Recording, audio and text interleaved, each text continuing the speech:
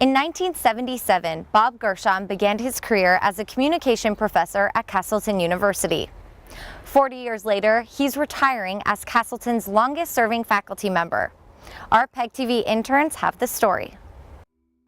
In a field like communication, where ever-changing technology plays a front and center role, it can be tough to keep up with the times. But Bob Gershon, even through 40 years, hasn't skipped a beat. The retiring Castleton professor has experienced firsthand 4 decades worth of changes in the communication industry and has eagerly shared his knowledge with students and peers along the way. This is just one of a vast array of reasons why the beloved professor will be missed. I used to teach broadcast history. I think as much, maybe more broadcast history has happened since I started to teach broadcast history than had happened all the time before that. At least television history. So a lot of stuff has changed. I've kind of ridden this wave of what's going on in communication, and it's been a really nice and fun ride. It's really kept me and my students, on our toes, trying to ride with it and figure out what's going on next. And a lot of them, including the current crop, are going off and doing interesting things, the kind of things that just didn't even exist, a few years before. And that's been really fun. Not only has Gershon stayed current in terms of technology, but he manages to keep in contact with hundreds of alumni as well. He is a person of immense intellect, compassion.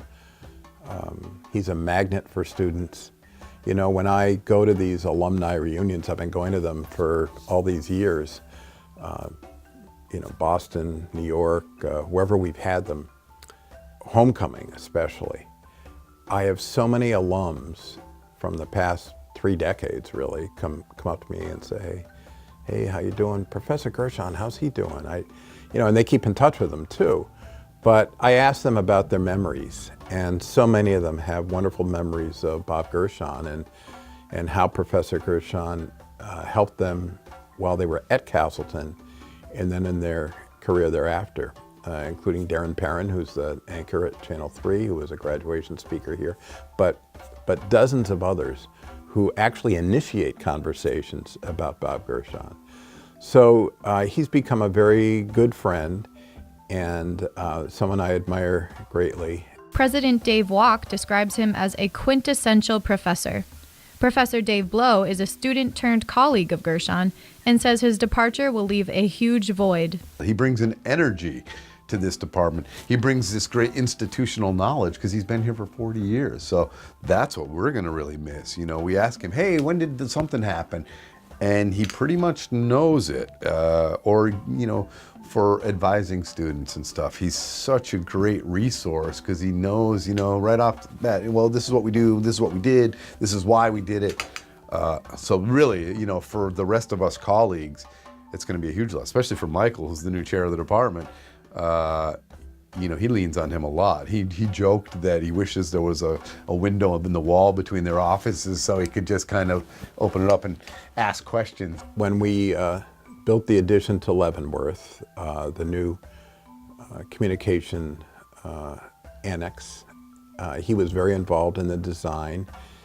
We built this brand new TV studio and we bought new equipment, and so we got to know each other better during that time, working with the architects and engineers, and the guy's a visionary. He helped make this. We used to be part of the English department, and he helped construct the communication department. So he's been here from the ground up.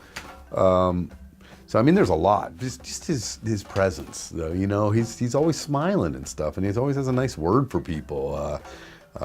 There's no price tag on something like that. Sam Green, who has worked closely with Gershon for the past 6 years, agrees. You can work anywhere, but I've really learned that it's who you work with that's more important. It's always so impressive that he can bring up a student from 15 years ago as if they just walked out the door 5 minutes ago and reignite in other professors their memory of that person, or, oh yeah, what we did with them would be good. He's got that list of where every graduate has gone on to work, and he keeps it up to date. Like, he's so into the people that he's met this way too, that you know, I mean, you could very easily name the studio, which we just got built, the Bob Gershon studio, and it would make sense. You know, I joke, one of the first things I did was get a button put in that turns off the air handler units, because the thing you want least next to a TV studio is an air handler unit.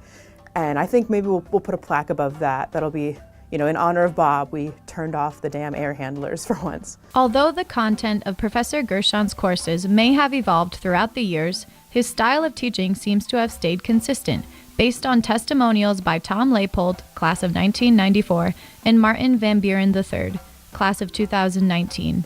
I took his teaching style. I mean, this guy is, he means business. I mean, we went in there, he's very friendly and had a great sense of humor, but I always had this feeling when I went in there that there wasn't much room for leeway. Everything had to be just so, you couldn't be late, you had to have your package in on time. Bob is very raw in the sense that he doesn't really hold anything back, and that if you've screwed up, he lets you know that you've screwed up. The charismatic professor has left lasting impacts on nearly everyone he came into contact with during his long tenure at Castleton. I think his greatest contribution is one that's never ending, and that's the legacy of current and former students who benefited from his guidance, his wisdom, and whose career paths might never have taken the journey that they have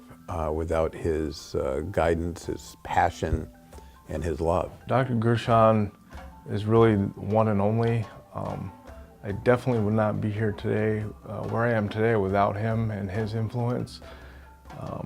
He's just a really good person to know if you're in the communications field.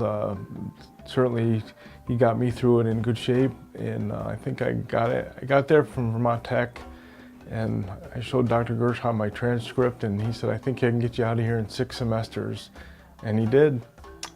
So he's very attentive, and I don't know how he does it, because he seems to be everybody's advisor. He was my advisor all throughout. He helped me with any question. He always seemed to have time for everybody, even though, like I said, the whole college seemed to be like that. He was the advisor for everyone. He was just there. He's just a huge presence, a great guy to learn from. He took the communications field very serious.